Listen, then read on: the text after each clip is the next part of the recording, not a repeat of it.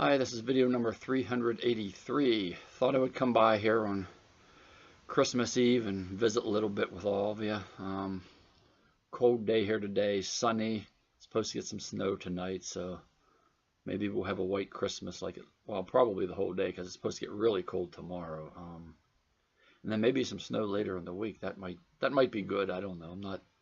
I'm not into shoveling. I don't know. We got a snow blower, but I don't particularly like getting it out and doing all that stuff, but we'll see.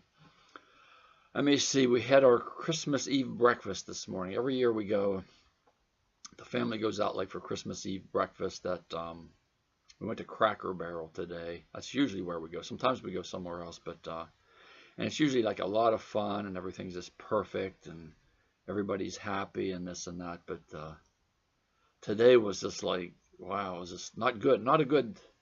It was like the Christmas Eve breakfast from, I don't know what you would call it. It was just really, a lot of things kind of went bad. It's my wife and my brother-in-law and his wife, my daughter, my son-in-law, and Eli was there, of course.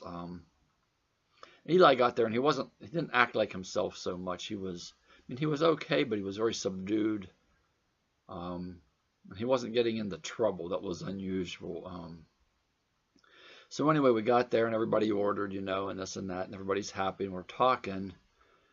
And then the food on my side of the table was late. The food came late, okay? So, and that was bad. I know my son got blueberry pancakes. They were really good. But on my left was my brother-in-law's wife.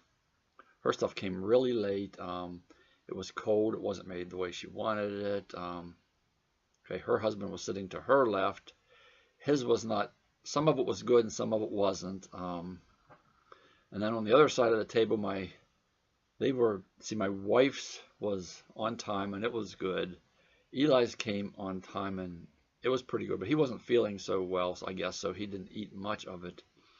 But my daughter's was good, but she only ate like half of it. And then her husband's it must have been really, really bad. And I don't think he sent it back, but he didn't really eat a whole lot of it, I don't think. But my brother-in-law's wife, like she just, like, when they finally got it out there and it was all messed up, she just said, I don't want it, and they sent it back. And so then later, like before all of the food came out, they brought out a plate of biscuits, okay, like as a, for us to have something to eat until the late food came. And my sister, or she's my brother-in-law's wife. She's like, we don't want that. We don't want biscuits. We're not hungry. And my son on my right was just ready to reach over and grab one. He said, yeah, okay, we don't, she said, we don't want you wasting these biscuits, which they'll go to waste anyway because they're not going to give them to anybody else. So she was just she had a bad tone. I don't know. I don't know. It's usually like really, really good on, Christmas Eve morning. The breakfast is usually good. And yeah. So Eli, anyway, we're sitting there and like everybody's pretty much done, I guess. And Eli, my daughter was sitting beside him. She heard this noise and she said it didn't sound like a good noise. So he had the skitters, the diarrhia. So his dad took him to the restroom, and it's bad news. Yeah. So they went home. Well, after we left, they went home. They were going to come out to our place. They went home for a while, but while we were sitting there eating too, I brought up the whole Facebook. On Facebook, I'm reading a lot, like everybody's like talking about this tax cut and how, well, the tax legislation, okay, and I guess it's an act now, and how it's so horrible and terrible, and that it's going to destroy the middle class and it's making the rich people rich. So my son's a CPA, and he was sitting beside me. I was like saying to him that I kind of was curious last night, so I looked up just a little bit of the stuff that's in the legislation, that's in like how the rules will change, and how like for married filing jointly, like the standard deduction is like doubled, the tax rates overall are down. And so my son said, like, it's going, like, if you're in the middle class, it will be unusual that it didn't give you a good tax cut. But then my daughter, she's also a CPA. She was sitting across the table. She started talking a little bit about stuff and how it's probably not going to help them, but she didn't actually go into the details of their situation. And so the two of them were like almost starting to argue, and that was my fault because I brought that up. So anyway, we got past that. So I went. Eli's in the restroom with his dad. I went like out to see what was going on there, and I went into the restroom, and my son-in-law says, "No, it's not good. This is bad news." So I'm standing out there in the where they sell all of the memorabilia and all of the gifts that are gift shop part of Cracker Barrel, and I hear this huge crash, and I walk into the dining area, and like one of the waiters had dropped several plates, like, and there was just glass all over the place, and it just it kind of like it was like it just to emphasize like this is a bad breakfast this morning. Felt bad for the guy, but for me, I had coffee. I didn't get breakfast. I just had coffee. It was delicious, so it was good for me. I had a grand old time, but like a lot of bad stuff happened. It was just so weird, so unusual. So anyway, Eli went home. They gave him a shower and that, and he came back over here and opened his presents. He still wasn't well though. You could tell he's not feeling good. He's getting congested too. So he opened his presents. He got this one thing is like one of those wooden, like it's a ball puzzle thing, like putting it back together is like a puzzle, and it's so anyway, like I couldn't get it apart. I could not actually get the ball apart because it was like locked into position. So my son-in-law, I gave it to him, and in about 10 seconds or so, he had it apart. But then getting it back together was. So I've never been good at like things like that somehow. Sometimes I'm okay and sometimes not. But anyway, tonight we have candlelight service at church. I'm supposed to read. Do like a little reading, like the Christ candle was tonight. We light it. My wife lights the candle. I do all the reading.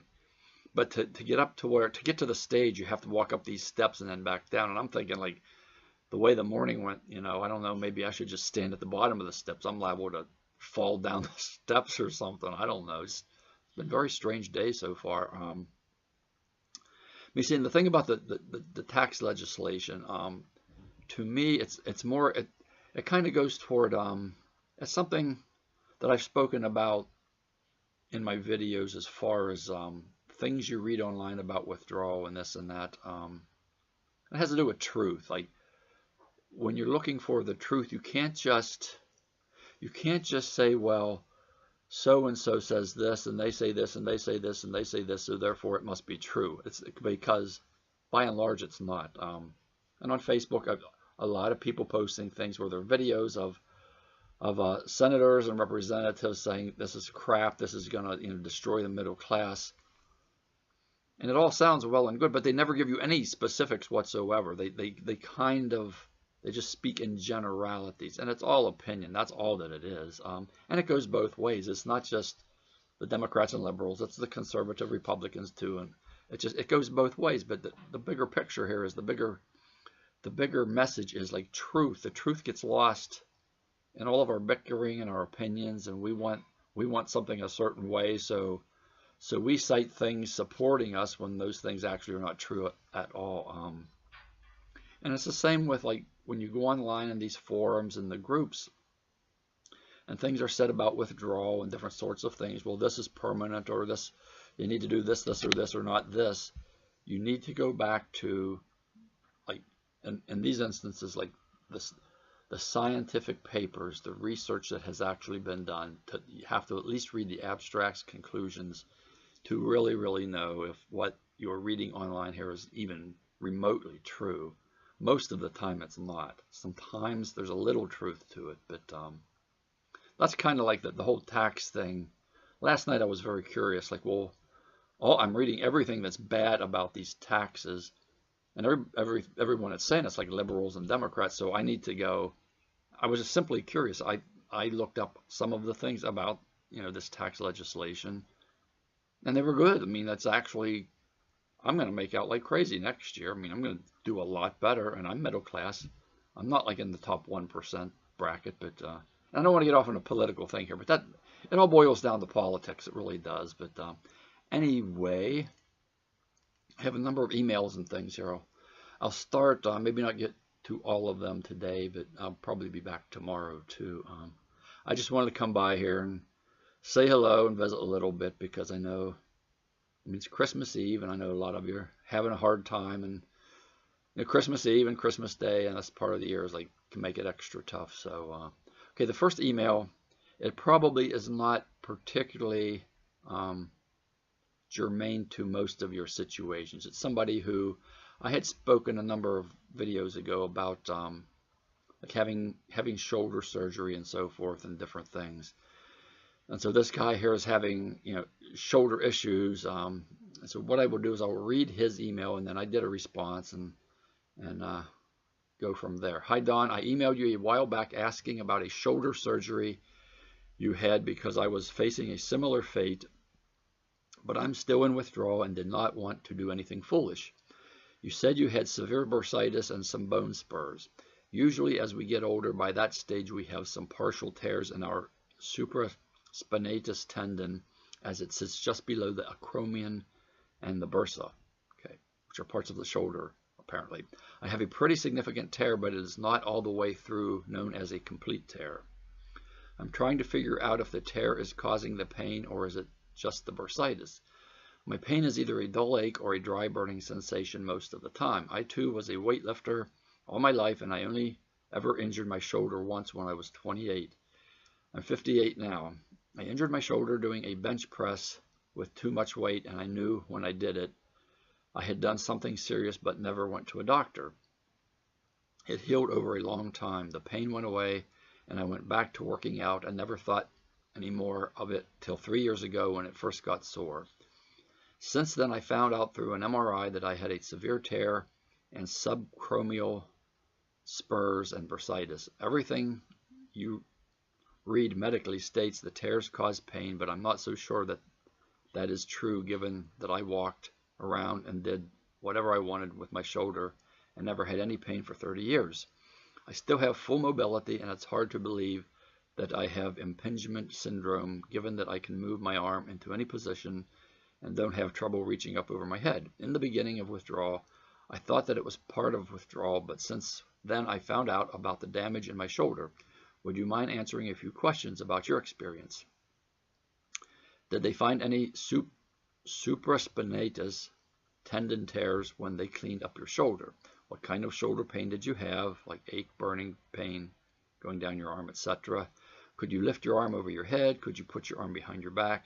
Even though you were in pain, did you have restricted movement?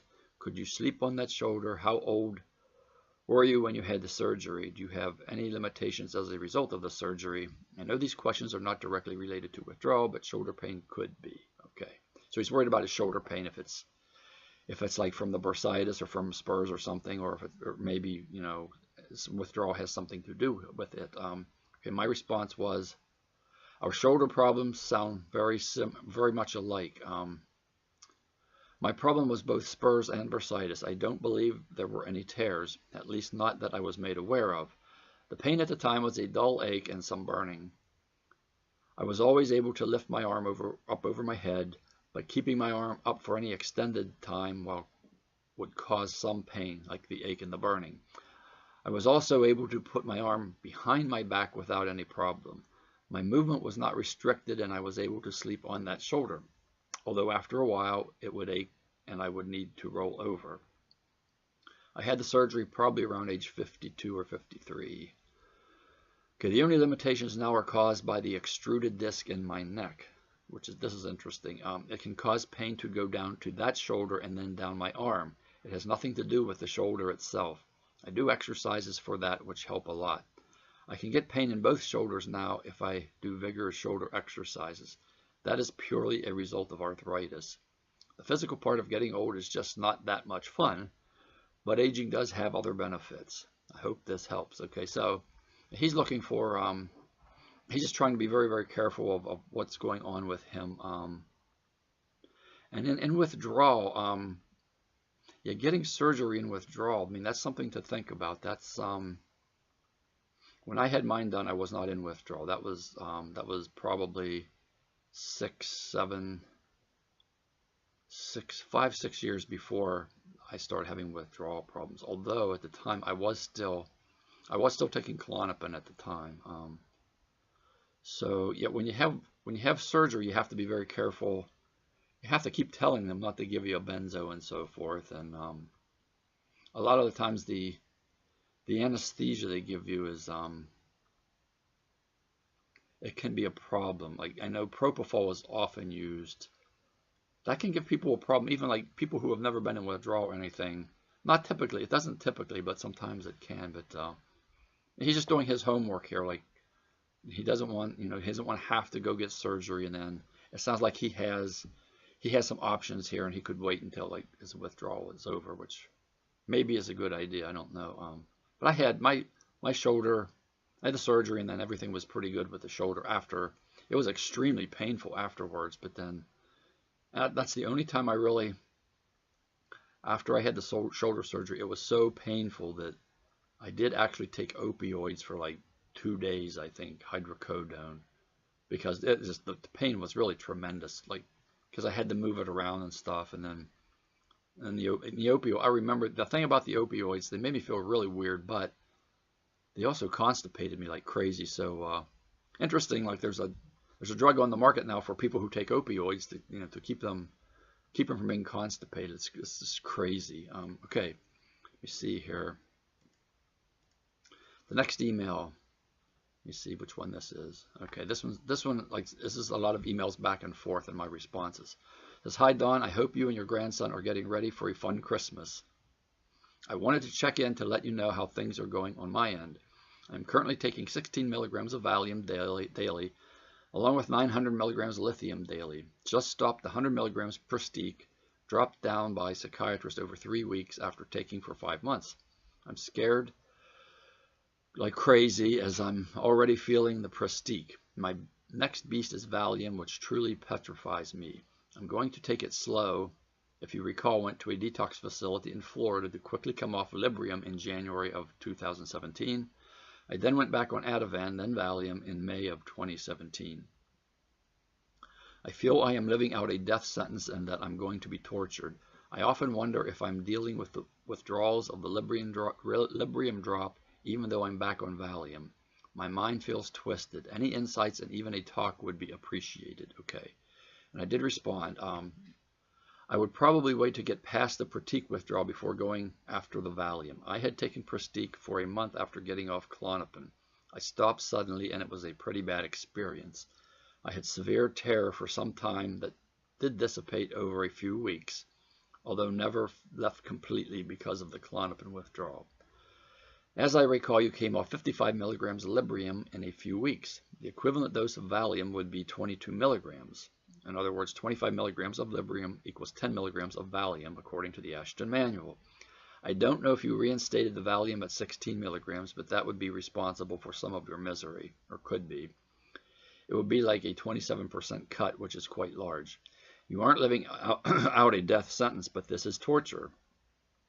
You get through it, but it feels impossible. That is where I was when I realized I needed to get off the Klonopin. For me, the key was to try to focus on one step at a time. Very hard to do, but necessary. You have gotten off the Pristiq, which is one step closer to the end, an accomplishment. Okay. And I was on Pristiq for a month after I got off the Klonopin, and I jumped off. Like, I don't even think I tapered. I just jumped off, and that was, the terror just poured all over me. I remember that day really, really well. That was my last day of work. That was it. I was in so much terror. Let me see what else before I go to the next one here. Yeah, he's going after the Valium first, and then probably the lithium. Okay. You say, okay, a follow-up email. Then he wrote back to me, "Thanks, Don. I was on 20 milligrams Valium, close to Librium amount, and began a taper a few months ago. 1 milligram drop every 2 weeks. At 8 weeks, I stopped at 16 milligrams. Okay, and have held ever since. Now the Pristiq drop. We'll hold off on continuing the Valium drop until I balance off the Pristiq. Did you get over the Pristiq issues?" I didn't actually answer the Pristiq issues, but I did. I mean, it's after a couple weeks, and I think I did answer that in the email, the first email. After a couple weeks, that part was over, but I still was a mess because I was in benzo withdrawal. Okay, he writes, "The other thing that scares me is that it was 5 months between stopping Librium in January 2017 and starting Ativan, not at the same level, in May of 2017. Okay, based on what I've read, it could be too much time between stopping and reinstating. My mind is convinced I'm screwed. Okay, a lot of people do this, as you know. He was off 5 months and reinstated. You can reinstate. I mean, we are all different. Every situation is unique. I have seen people, you'd be off for a number of months and reinstate. Most of the time, if you're off several months and then reinstate, it doesn't, you might get relief for a little bit, but then you're kind of like back where you were, but now you got to get off the stuff again. So anyway, let me see. So 5 months is not, I mean, it's not optimum, but everyone's different. Everyone is different.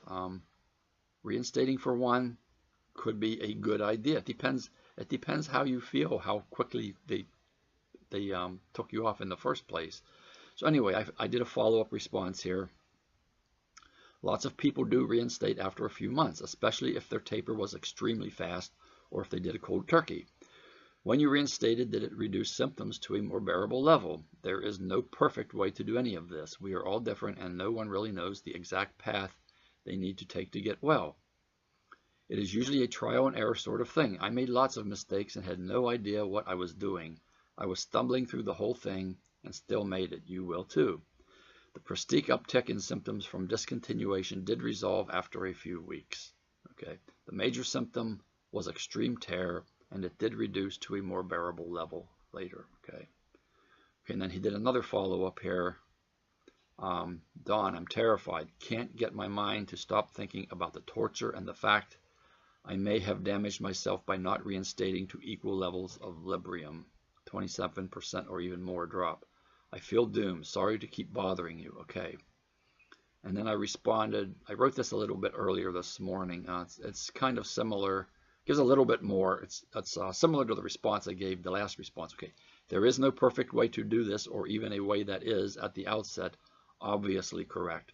One day you will know what the best way was when you are well. You know, you can look back and say, well, I screwed that up, and that up, but you're well, so it didn't really. There was a better way maybe to minimize some of the symptoms, but at the outset we know nothing. Well, I'm going to go on here with this email, but okay. In reality, the best way for each one of us is the one that we follow and gets us through withdrawal and well. In that respect, there are many best ways. Okay.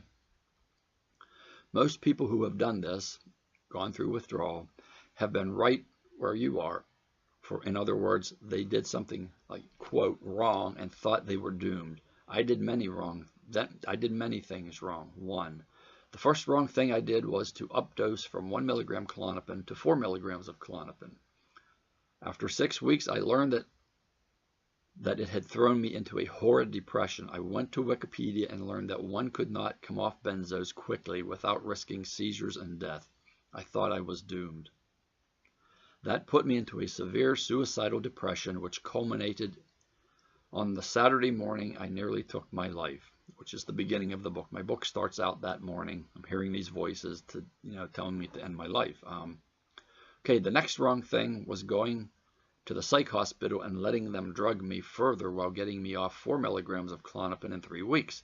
Of course, the 4 ECT treatments I allowed them to perform on me was another bad choice.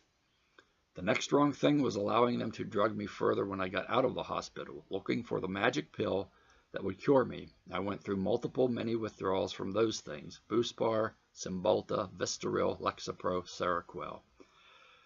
Yet, even after all those bad decisions, I muddled and stumbled my way through and am now really well. You will be too. We all have made errors in this mess. There is no clear path before us, so we have to forge our own. Okay, sometimes we simply don't make the best decisions and have to forge a new or modified path from where the bad decision has led us. It's not the exception, it's the rule. You can do this. You are not doomed by any stretch of the imagination. Okay, and I think that's true. Very, very few people say, like, okay, I'm on this benzo, I feel bad, I have to get off. This is the plan right here. That's unusual, because a lot of times, like, the plan that you think you have to follow, you need your doctor to help you with, or whoever's prescribing. A lot of times they won't. Like in my situation, I wanted to cross over to Valium. I hadn't really made it to the forums yet, but I did find the Ashton manual somehow. I'm not even sure how that happened. And she's like saying, like, it's really most of the time a good idea to cross over to Valium because of the longer half-life. I went to my doctor and I suggested that, and he looked at me like I was a drug addict. You know, and we're good friends and all that, but no way. So that, like, from the outset, I had made a lot of mistakes before that, but even then I wanted to try to follow the right way, but the decision was not always mine, which way to go. So he would not allow me to cross over to Valium, which I still got through. I dry cut off Klonopin. I made it through. This was before I knew anything about liquid tape or anything. There are better ways to taper now. There's a whole lot more information out there now than there was when I went through this. So that's a big plus too for all of you, that there are a lot of people who know a lot of stuff online and in the groups. But you have to be very careful too, as I said earlier, like about what it is. You know, your questions and the answers, like what that is based on. There's a lot of, see, that's the thing. There's a lot of good stuff out there, but there's also a lot of stuff that's not true and not right and not correct. So it's hard to know. I know when you're in this, it's hard to know who is telling me the truth. And I think most of the time people, they want you to get better and they want to tell you the truth, but the truth is not always the way they know it, the way they think it is. They don't perceive it quite correctly, so they give some bad information that can make things a whole lot worse. I've seen that many, many, many times. I see it in the groups all the time. I used to try to correct people, but then I usually get attacked because my opinion, like in Facebook and other places, my opinion doesn't mean any more than anyone else's. That's the downside of Facebook. Like, you can read all kinds of stuff on there, vastly different, and you know, one opinion doesn't count for more than another. Doesn't have any more merit or validity. Okay, let me see. Next one here. Let's see if I'll do this one. I guess I can get through these. Let's see. Okay, hi, Don. Thank you for your videos. Watch them all the time. Sorry if I asked too much. Okay.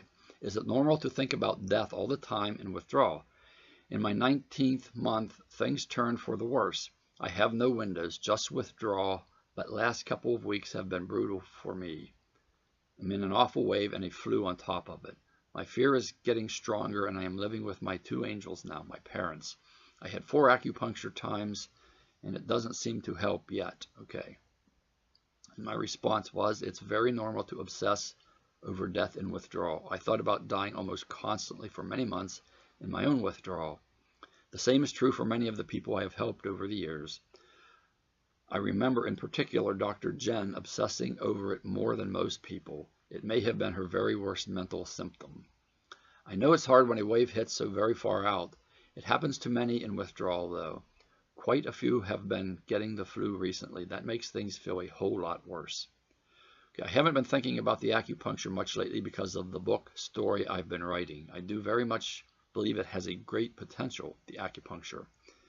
I'm still thinking if it can be used in conjunction with the stellate ganglion and have effectiveness. I think it can. I am hoping to communicate with one of the acupuncturists near me about this one of these days.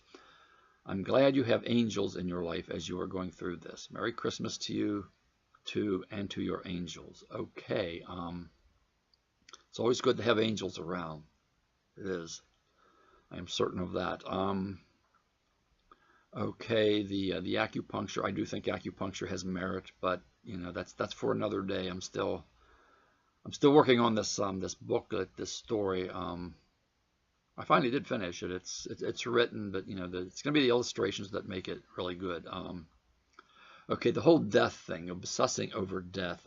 I think everyone does it. We all think about dying all the time because, not that we want to die, but we think about we don't like living where we're at. It's so uncomfortable is not even the word. It's painful. It's almost unbearable sometimes. It's excruciating mentally and physically. I know that. It was for me.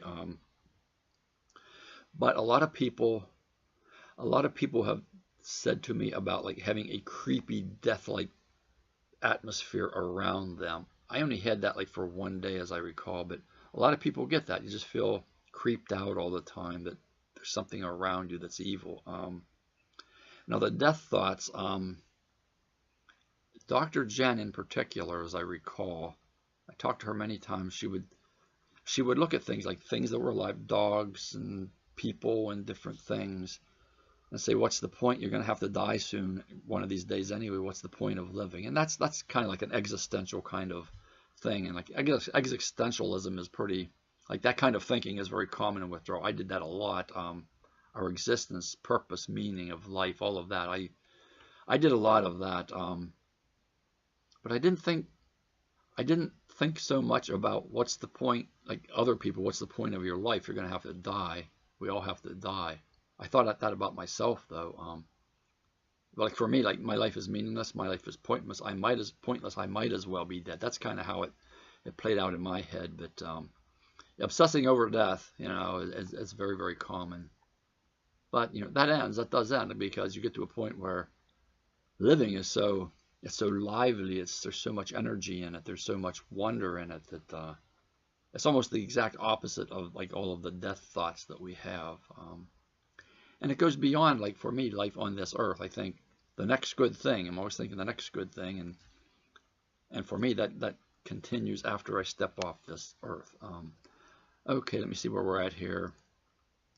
31 minutes. And just something I've been thinking about lately. I've been getting a lot of emails, people really, really suffering, and people tapering, and like people who, you don't know how long your road is. Like I read all these emails and messages, and I think like I have no idea how long the road is for any person.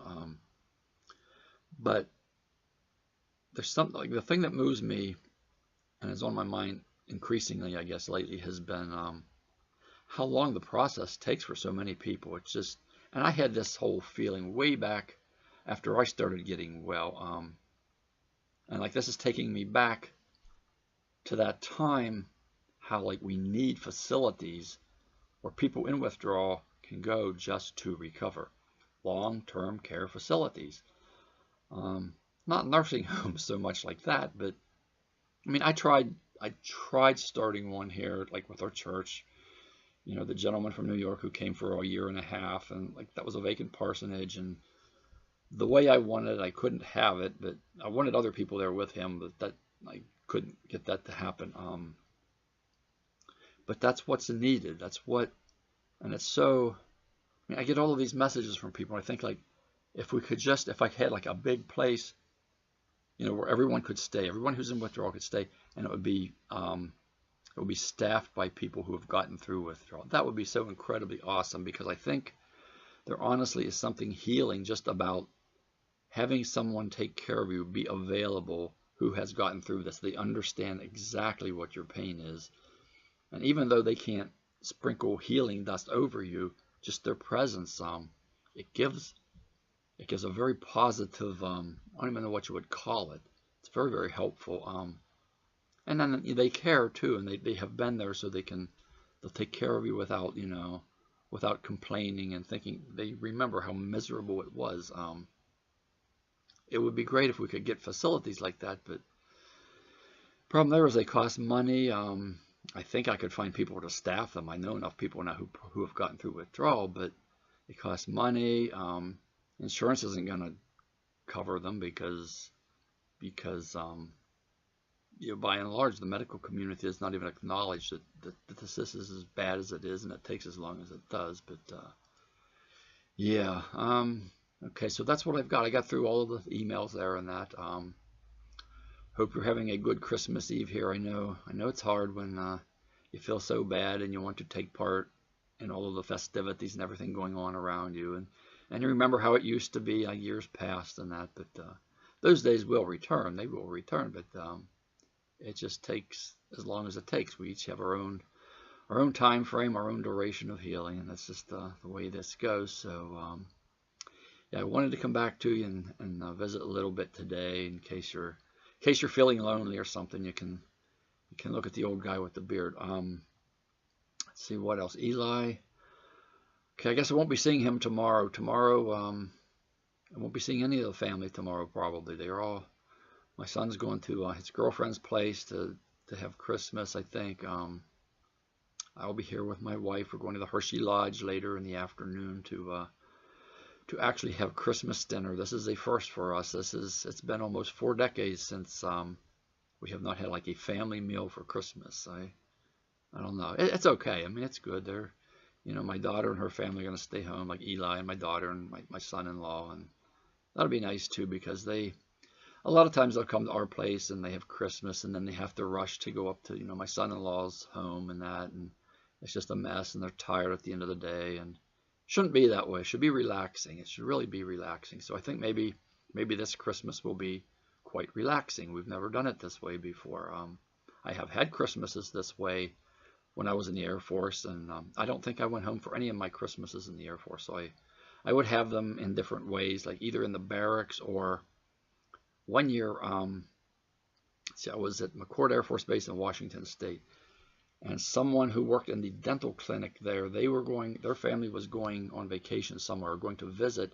They wanted someone to house it, so a bunch of us actually stayed at their house for about a week or so and watched their house, and we kind of, we had like, I guess, dinner there and stuff, and had a good time together. So that was kind of cool. But this will be the first time in almost 40 years that we've done it this way. So maybe this is going to be the first of several years. I don't know. We'll see. Anyway, I hope you're having a good Christmas Eve. I should be back tomorrow to talk about something. I think I've talked about all the emails that I have right now, but I'll probably be back tomorrow to talk about something. I don't know. So anyway, take care. You are healing. You really are. It's a promise. It's what your body does. That's what your brain does. That's what your nervous system does. It resolves issues and gets you better, and that's what's happening for you. So anyway, as always, I'm right here, and I will be right here. Merry Christmas Eve. Bye-bye.